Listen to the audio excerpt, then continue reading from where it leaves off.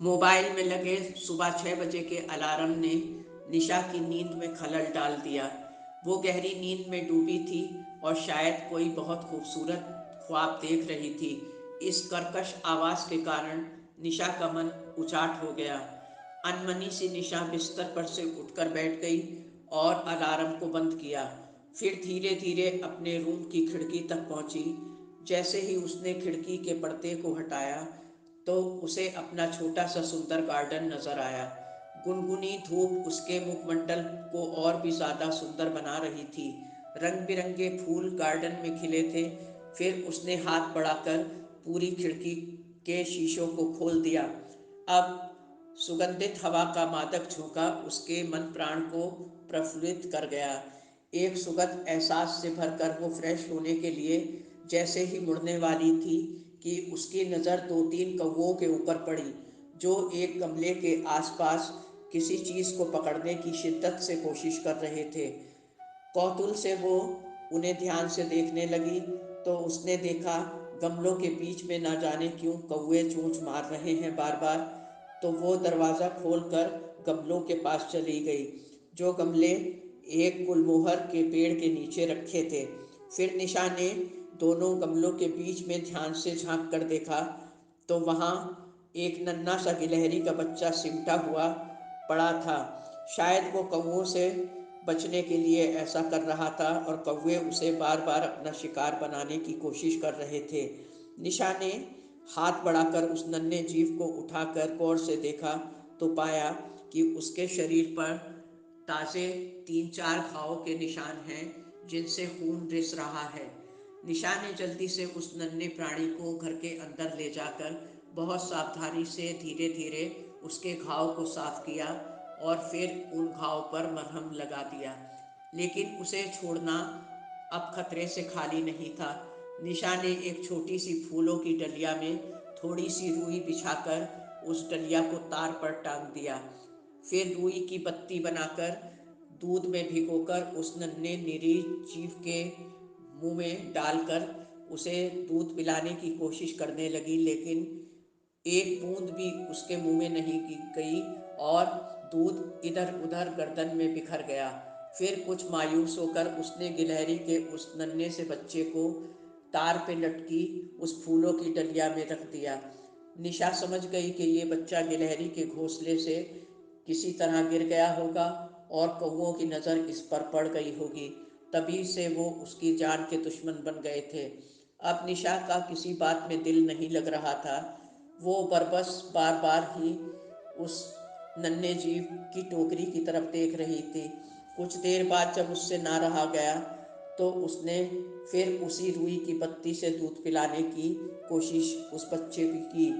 इस बार कुछ बूंदें दूध की उस बच्चे के मुंह में चली गईं। अब निशा हर लम्हे उसकी फिक्र में रहने लगी और बहुत अपनेपन से उसके घाव पर मरहम लगाती, रुई से उसको दूध पिलाती।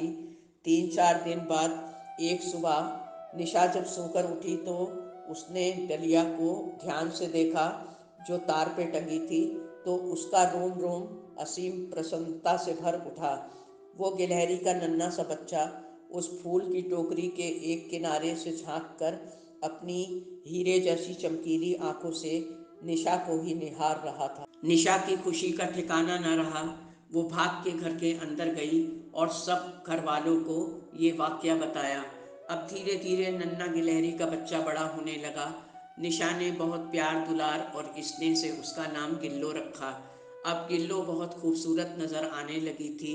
उसकी रोएदार पूंछ और चिक चिक की सुरीली आवाज़ से निशा की खुशी का ठिकाना ना रहता। गिल्लो अब बहुत चुलबुली और शैतान भी हो गई थी। निशा के साथ आंख मिचौली खेलना उसका प्रिय शौक था।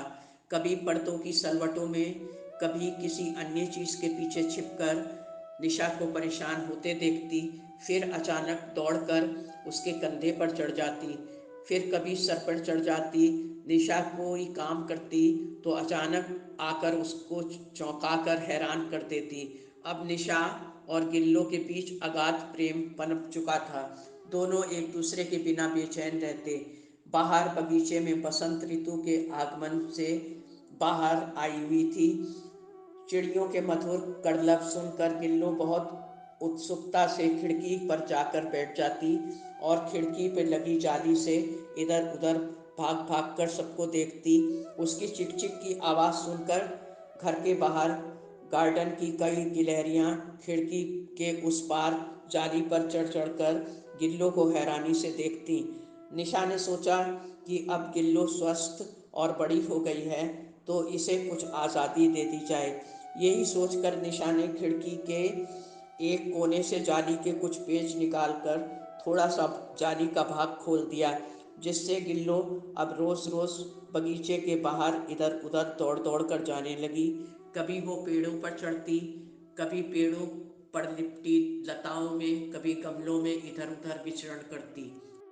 धीरे धीरे उसी खिड़की के रास्ते आने जाने का ये सिलसिला बहुत दिन तक चलता रहा और अपने प्रिय घोंसले में गिल्लो जब थक के बैठ जाती तो उसे हिला हिला कर झूला झूलती।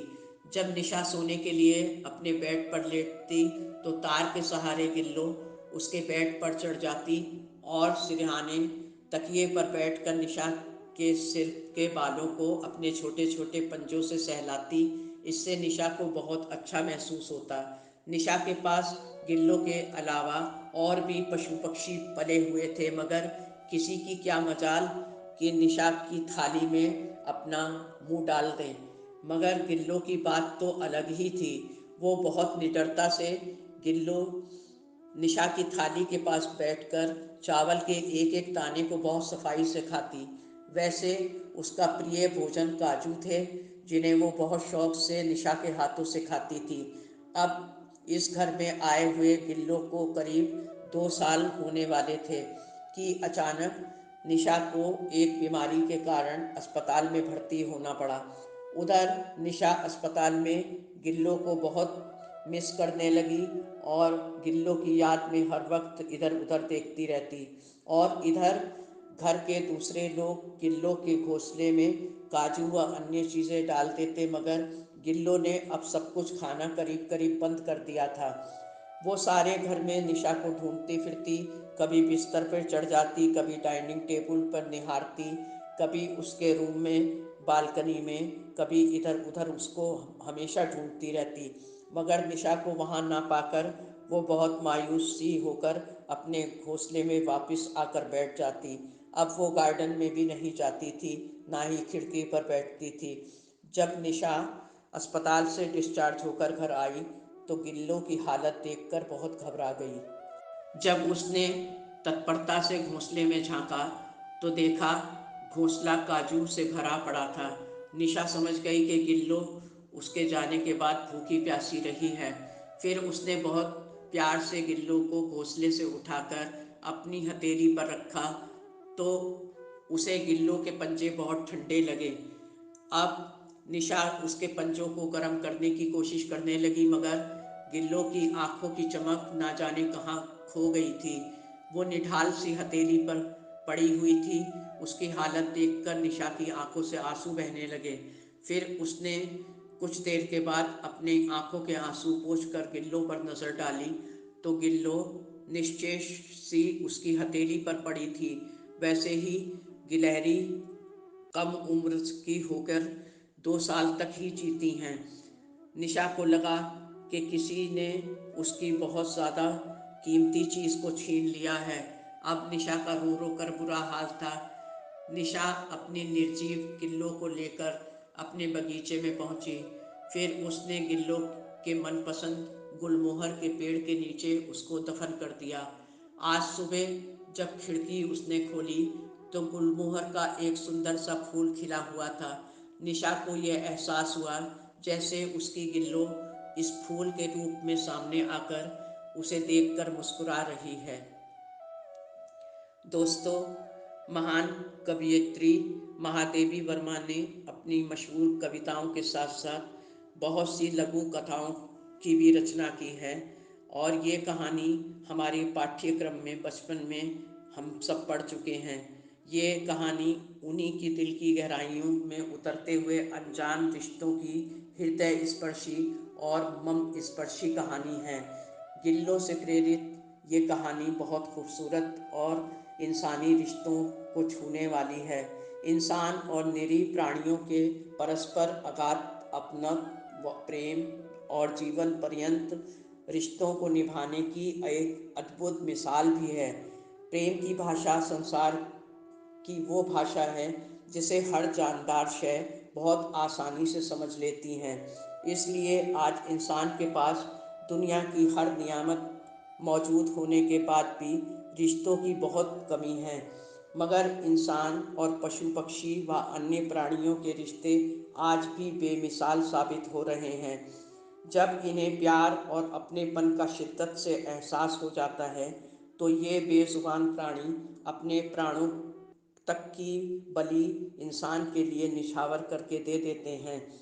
ये कहानी इसी प्रेम की गहराइयों का एक नमूना है। दोस्तों, उम्मीद है ये कहानी आपको ज़रूर पसंद आई होगी। चैनल को सब्सक्राइब और वीडियो को लाइक करना ना भूलें। साथियों, रिश्तों में प्रेम और एहसास को हमेशा बनाए रखें और सदा खुश रहें। धन्यवाद। आपकी अपनी जैस्मीन।